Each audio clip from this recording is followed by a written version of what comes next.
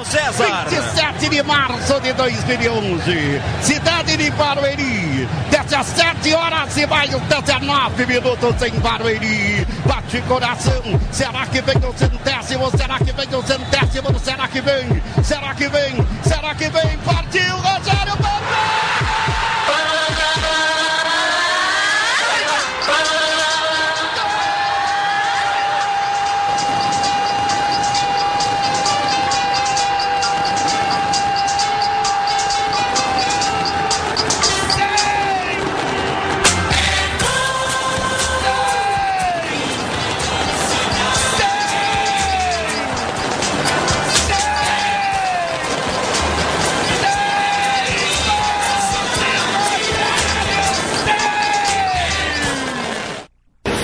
Olá, amigos do Blog do São Paulo, estamos aqui na Jovem Pan e hoje a gente vai conversar com um cara que muita da gente do blog pediu, ele que é titular de esportes aqui da Jovem Pan, Nilson César.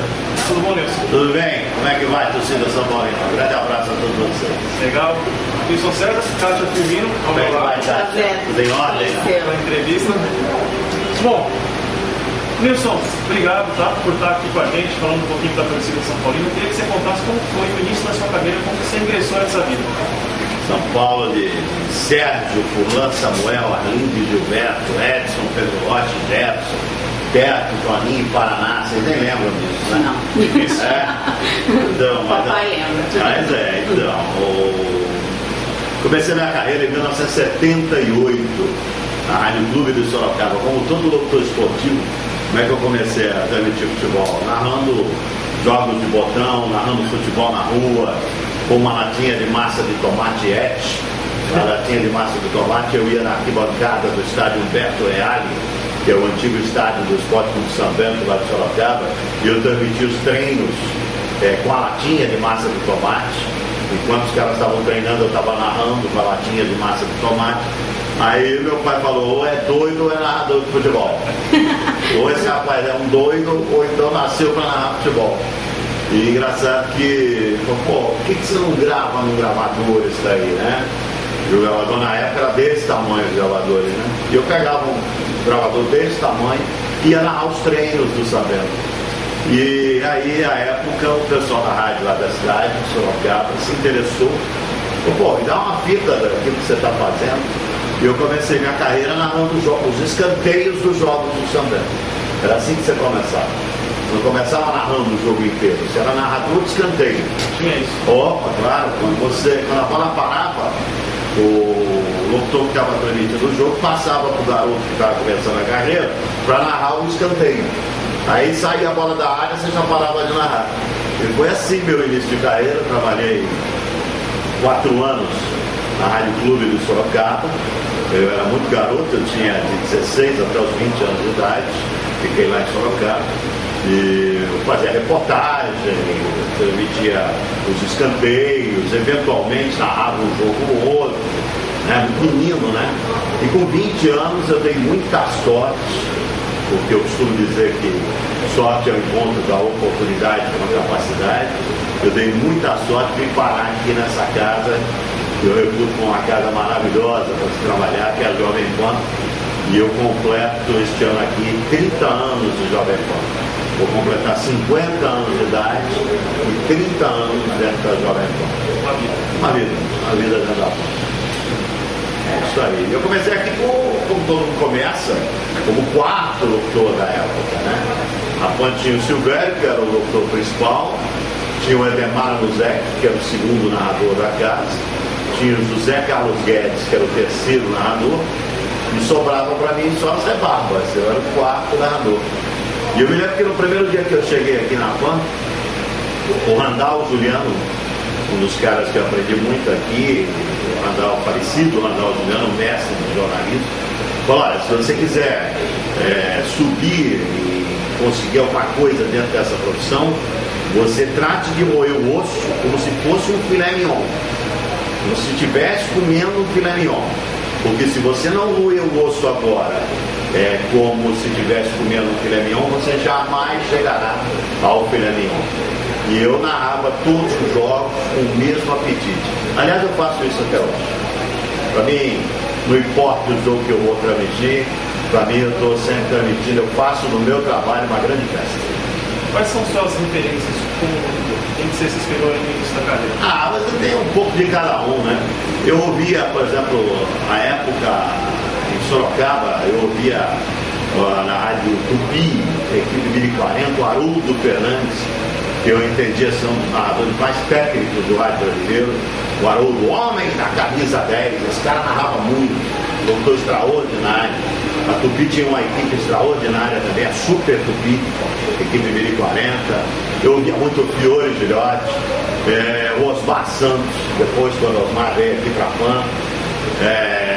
O José Silvério, um cara que eu me esperei bastante, porque eu trabalhei muito tempo com o Silvério aqui na PAN. O Silvério saiu em 2000 aqui na PAN, eu trabalhei de 82 a 2000, portanto são 18 anos, né, que eu trabalhei junto com o Silvério aqui dentro da Jovem Pan. E você pega um pouquinho de cada um. No Rio de Janeiro, do Alcei Bueno de Camargo, você vai ser um locutor fantástico, o Jorge Cury, o Valdir Amaral. Então você pega um pouco de cada um. Então o garoto quando está começando, hoje eu vejo meu filho começando, o Fausto César, que está na Rádio Capital, aí todo mundo fala, poxa, eu confundo o Fausto com o Nilson. Claro, além de ser uma questão genética, ele tem um pai que é narrador esportivo. Então, quando você está começando, e isso para mim é um orgulho, você está confundindo comigo, é bom, é ótimo. Quer dizer, eu acho que eu tenho algum certo sucesso dentro da minha carreira. Então, quando você está começando, você sempre está se espelhando em alguém. E você está pegando um pouquinho de um, um pouquinho de outro, um pouquinho de outro. E você cria depois a sua personalidade. Você cria o seu estilo, cria os seus bordões. Então o início é assim, é um pouco do Osmar, um pouco do Silvério, um pouco do Fiore, um pouco do Haroldo Fernandes, um pouco do Valdir Amaral, um pouco do Jorge Cury, um pouco do Alcei, um pouquinho de cada um. E eu aprendi uma coisa, quando você tem alguém na sua vida que você acha que é melhor que você, ao invés de você tentar passar a perna nesse alguém, seja inteligente, pega na perna dele e sobe junto. Entendeu? O cara inteligente ele tem que aprender com aquele que sabe um pouquinho mais. E aí sim você vai chegar um dia a alcançar uma posição de destaque. Bom, boa tarde, né? Tarde. Conta pra gente quais são os seus, né?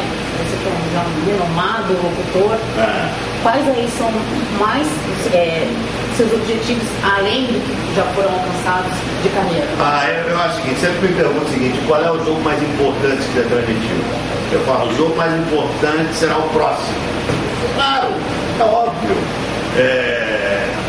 Você tem o William Bonner e a Fátima Bernardes apresentando o Jornal Nacional, certo? Qual é o Jornal Nacional mais importante que eles vão transmitir? O do dia seguinte. Porque se você não for bem no dia seguinte, no outro, vão tirar você dessa posição. Então você tem que estar achando sempre que o mais importante é o próximo. Por exemplo, nós estamos gravando essa entrevista aqui numa segunda-feira, saiu a nossa escala, eu vou transmitir o jogo 1000 do Rogério Ceni na quarta-feira. É o jogo mais importante para mim. Claro, eu transmiti grandes jogos em Copa do Mundo, grandes jogos, finais de Campeonato Paulista, Campeonato Brasileiro, finais de Libertadores, claro, grandes jogos importantíssimos, mas o próximo é sempre mais importante. O cara que acha que, eu já fiz de tudo, porque pra mim nada mais novidade, para, meu, vai pescar, vai abrir vai fazer outra coisa, entendeu? Eu acho que nada, a gente está sempre aprendendo. Aliás, aqui nessa terra, eu sou kardecista, eu sou espírita kardecista. Eu acho que nós somos eternos aprendizes. Nós não sabemos nada. Nós não enxergamos um palmo dentro do nariz. Então quando eu vejo aquele cara arrogante, aquele cara prepotente, falando, eu sou isso, eu sou aquilo, porque eu sou demais, porque eu sou sensacional. Eu sou um aprendiz. Eu sou um eterno aprendiz. Sabe? Sócrates tinha uma frase, não é o Sócrates do Corinthians, não, é o filósofo. Só sei que nada sei, e é verdade, ele não sabe nada. Nessa vida ele não sabe nada. Então a gente está aprendendo cada dia mais. Um pouquinho a cada dia a gente aprende um pouco mais. Então e a nossa profissão é uma profissão incrível. Que você está trabalhando com aquilo que não está pronto. Você vai mostrar aquilo que não existe ainda. Você vai mostrar o fato que não aconteceu. Então imagina o quanto você pode aprender com aquilo que não aconteceu, com o fato novo, com o que vai acontecer. Então, eu penso assim, eu penso que ele está aqui sempre para aprender, em todos os segmentos. E a nossa profissão, um médico, ele vai fazer uma cirurgia, por mais experiente que ele seja, é um caso novo ali. Ele está aprendendo também com aquela cirurgia nova, um fato novo. Eu penso assim, eu penso que o mais importante é sempre o evento próximo que você vai trabalhar. Pessoal, carinhosamente chamado no blog de imersão, só gosta de imersão. Você citou o Rogério Ceni. Como foi a emoção de narrar aquele 100º gol lá? Eu vou contar uma coisa aqui que pouca gente sabe. É uma curiosidade aí, talvez. E eu não gosto de ficar falando essas coisas, porque isso tem gente que gosta de falar muito dele, né? Porque eu ganhei título disso, porque eu sou isso, porque eu sou aquilo, porque porque aconteceu isso comigo. Porque... Eu não gosto dessas coisas. Eu acho que isso é uma bobagem muito grande, é um egocentrismo muito grande. Mas eu fiquei muito feliz porque eu recebi um telefonema no dia seguinte daquele gol do Rogério Ceni. Tocou o telefone, era o Milton Cruz. Eu falei, pô, tem uma pessoa querendo falar com você. O Milton, eu encontro muitos anos, em finais de anos, eu cruzo muito com o Milton no Guarujá, né? Porque ele tem apartamento lá e ele tem apartamento lá no Guarujá. E eu tenho uma amizade muito legal com o Milton. E o Milton, pô, tem uma pessoa querendo falar com você, era o Rogério. Ele passou o telefone, era o Rogério. Ele falou, olha, Milton, todos os gols foram muito bem narrados. Gostei de todos, mas o seu foi o que mais me emocionou. Então eu ouvi isso do autor do gol. Então isso eu fiquei bastante envaidecido e emocionado, porque eu ouvi isso do Rogério. Olha, todos os gols foram muito bem narrados, tanto no rádio como na televisão. Mas o seu gol foi o que mais me emocionou. O Rogério me disse isso. E eu fiquei feliz demais, sabe? Porque isso é muito legal. Você ter um reconhecimento do autor da obra. Eu fui autor da narração, mas se não tivesse ele lá para fazer o 100º gol, a obra não teria existido, né? Então fiquei muito feliz. Eu fiquei contente mais. E no DVD do gol dele está ali a minha narração, né? A minha, acho que é o Paulinho Soares, né? Soares que narra bacana também. Bacana, muito legal, baita locutor. Então eu fiquei muito envaidecido e feliz com o telefonema do Rogério. E ele disse isso por telefone, dizendo que ele ouviu todos os gols e a minha narração foi a que mais me emocionou. Fiquei muito contente. Muito legal, hein? Muito legal. Que honra. Uma honra mesmo, sem dúvida. Saindo um pouco, né, de narração, assim, exclusivo, falando de condições de trabalho, fala um pouco pra gente como que são as cabines dos locutores em São Paulo, no Brasil, e qual o melhor estádio que você considera para trabalhar? O melhor estádio, na minha opinião, para nós que temos um lugar fixo, é o Morumbi. Indiscutivelmente. É um lugar fixo, né? Nós temos lá a posição fixa da Jovem Pan e é bem na linha do meio campo. Em cima da cativa das cadeiras azuis, bem na linha do meio campo.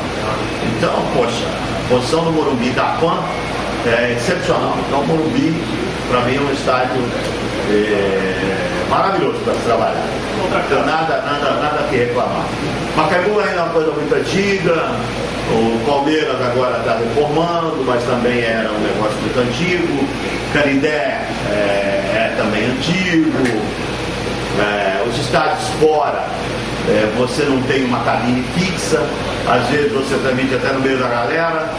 Eu vai transmitir um jogo em Porto Alegre, eu já cheguei a transmitir no meio das tribunas do Grêmio. Você imagina gritar um jogo contra o Grêmio